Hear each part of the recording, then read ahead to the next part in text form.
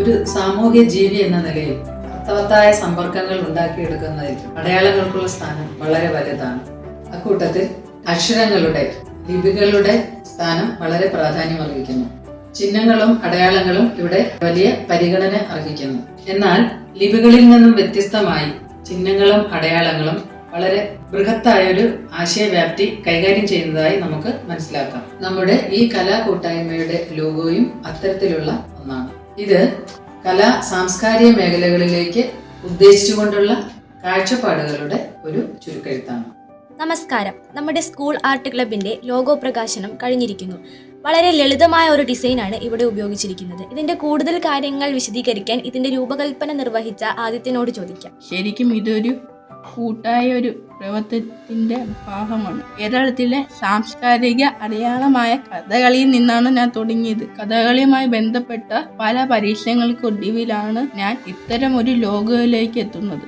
ആദ്യം ചെയ്തതിൽ നിന്നും വളരെ ലളിതമായ ഒരു രൂപമാണ് ഇത്. കൂട്ടുകാരുടെയും അധ്യാപകരുടെയും എല്ലാം സഹായവും അഭിപ്രായങ്ങളും ഇത്തരമൊരു ലോഗോയിലേക്ക് എത്താൻ എന്നെ സഹായിച്ചു. ലോഗോയുടെ ആശയപരമായിട്ടുള്ള കാര്യങ്ങളെല്ലാം മറ്റുള്ളവരുടെ സഹായത്തോടു കൂടിയാണ് നമ്മൾ രൂപപ്പെടുത്തിയത്. ആശയപരമായിട്ടുള്ള ഡെവലപ്മെന്റ് ഉണ്ടായപ്പോൾ നമ്മുടെ ലോഗോയ്ക്കും അതിനനുസരിച്ചുള്ള മാറ്റങ്ങൾ ഉണ്ടാക്കാൻ പറ്റി. ഇതിന്റെ രൂപഘടനയെ കുറിച്ചാണ് നമ്മൾ ഇപ്പോൾ മനസ്സിലാക്കിയത്. ഇനി ഇതിന്റെ ആശയവ്യാപ്തിയെ കുറിച്ച് മനസ്സിലാക്കാം.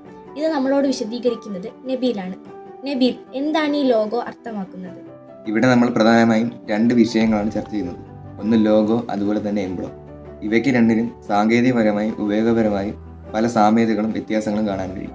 ലോഗോയ്ക്ക് എംബ്ലത്തെ അപേക്ഷിച്ച് പലപ്പോഴും ഒരു അസ്ഥിരമായ സ്വഭാവം കാണാൻ കഴിയും. എന്നാൽ അത് എപ്പോഴും കാണണമെന്നില്ല. ലോഗോ പൊതുവെ അതിന്റെ കാരണമായിട്ടുള്ള വസ്തുക്കളുടെയോ സാഹചര്യങ്ങളുടെയോ ഒരു മിനിമലിസ്റ്റിക് ഐക്കോണോഗ്രാഫിക് റെപ്രസെന്റേഷനാണ്. എംബ്ലം എന്ന് പറയുന്നത് സൂചകവാക്യങ്ങൾ ഉൾപ്പെട്ട് വരുന്നതാണ്. എന്നാൽ എംബ്ലങ്ങളിൽ ചില താല്പര്യ സൂചക വാചകങ്ങൾ ഉൾപ്പെടെ ചിത്രങ്ങളും കണ്ടുവരുന്നു. ഇന്ന് ലോഗോയും എംബ്ലവും തമ്മിലുള്ള വ്യത്യാസം വളരെ നേർത്തതും ചിലപ്പോഴെല്ലാം ലോഗോയും എംബ്ലവും ഒന്ന് തന്നെ ആയിരിക്കുന്നതായും കാണാം. സ്റ്റാർബക്സ് കോഫിയുടെ ലോഗോ അതിന്റെ വൃത്താകൃതിയിലുള്ള മത്സ്യകന്യയുടെ ചിത്രമാണ്.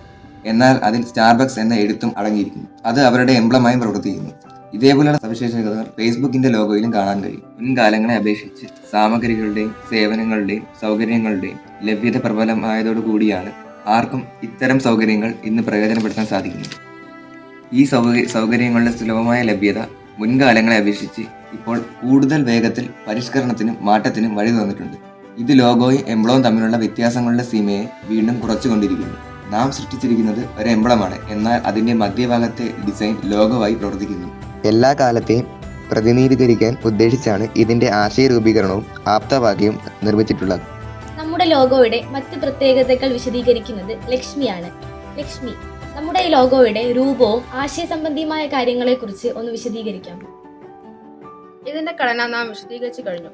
മധ്യഭാഗത്ത് കാണപ്പെടുന്ന കഥകളി രൂപം ഒരേ സമയം പല മാനങ്ങൾ ഉൾക്കൊള്ളുന്നതാണ്. ഈ കഥകളി രൂപം കലകളുടെ രാജാവായും നമ്മുടെ പൈതൃകത്തിന്റെ പ്രൗഢിയും ഇതിലൂടെ നാം മുന്നോട്ട് വയ്ക്കുന്നു. അത് കലാപരവും സാംസ്കാരികവുമാണ്. ഈ കഥകളി രൂപം ഒരേ സമയം ഒരു ധ്യാനാവസ്ഥയും ഒരു കൊടുമുടിയും കൂടി സൂചിപ്പിക്കുന്നുണ്ട്. ധ്യാനം അല്ലെങ്കിൽ ഏകാഗ്രത വിദ്യാസമ്പാദനത്തിന്റെ മാതൃഘടകമാണ്. അത് എല്ലാ പുരോഗതിയുടെയും അടിസ്ഥാനമായി പ്രവർത്തിക്കുന്നു. അതിന്റെ ഉച്ചസ്ഥായിലാണ് അറിവും കലയും പ്രകാശനമാകുന്നത്.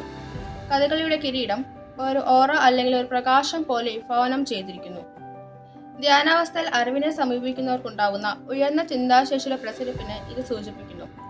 ഇത് 3 ത്രികോണ രൂപങ്ങൾക്ക് നടുവിലായി സ്ഥിതി ചെയ്യുന്നതായി നമുക്ക് കാണാം. ത്രികോണങ്ങൾ പ്രാചീന കാലം മുതൽക്കേ സ്ഥിരതയുടെ പ്രതീകങ്ങളായി വിവിധ സംസ്കാരങ്ങളിൽ നിലകൊള്ളുന്ന ഒരു അടയാളമാണ്.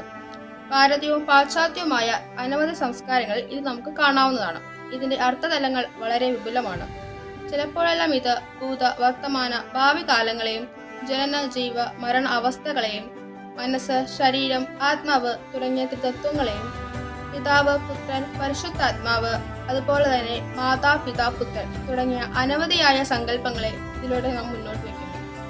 ആൽക്കെമി, ഹിന്ദുയിസം, ഈജിപ്ഷ്യൻ സംസ്കാരം, ബുദ്ധിസം, നേറ്റീവ് അമേരിക്കൻ പാരമ്പര്യം, ആസ്ട്രോളജി, ന്യൂമറോളജി, തന്ത്രശാസ്ത്രം തുടങ്ങിയ മേഖലകളും ഇതുമായി ബന്ധപ്പെട്ടിരിക്കുന്നതായി നമുക്ക് കാണാം.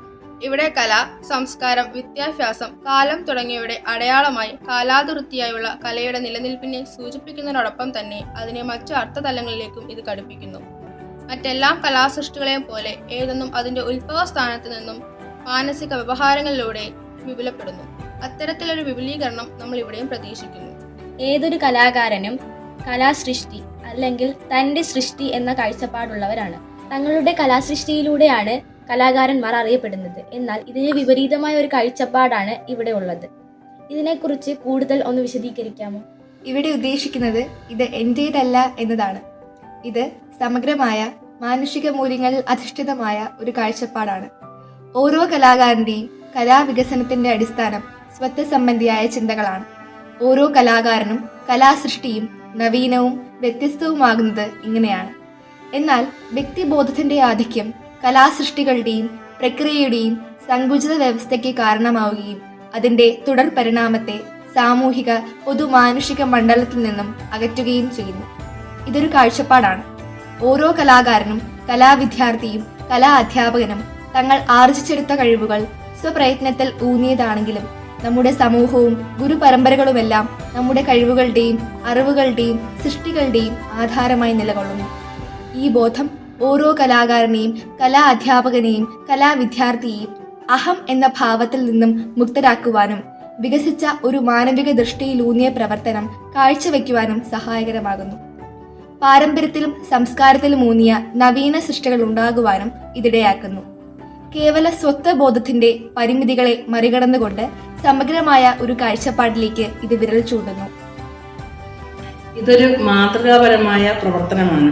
എപ്രകാരമാണ് ചുരുക്കം ചില രൂപങ്ങളുടെ സംയോജനത്തിലൂടെ ബൃഹത്തായ ആശയങ്ങൾ ഉൾക്കൊള്ളാൻ പോകുന്ന വിധം അടയാളങ്ങൾ രൂപപ്പെടുന്നത് എന്ന് ഇതിലൂടെ നമുക്ക് മനസ്സിലാകും. പഴങ്കഥകളിലും പഴഞ്ചൊല്ലുകളിലും ഒളിഞ്ഞുകിടക്കുന്ന വിശാലമായ ആശയങ്ങൾ നാം കണ്ടെത്തുകയും ആസ്വദിക്കുകയും ചെയ്യുന്നത് പോലെ ഒരു കലാപ്രവർത്തനമായി ഇതും മാറിയിരിക്കുന്നു.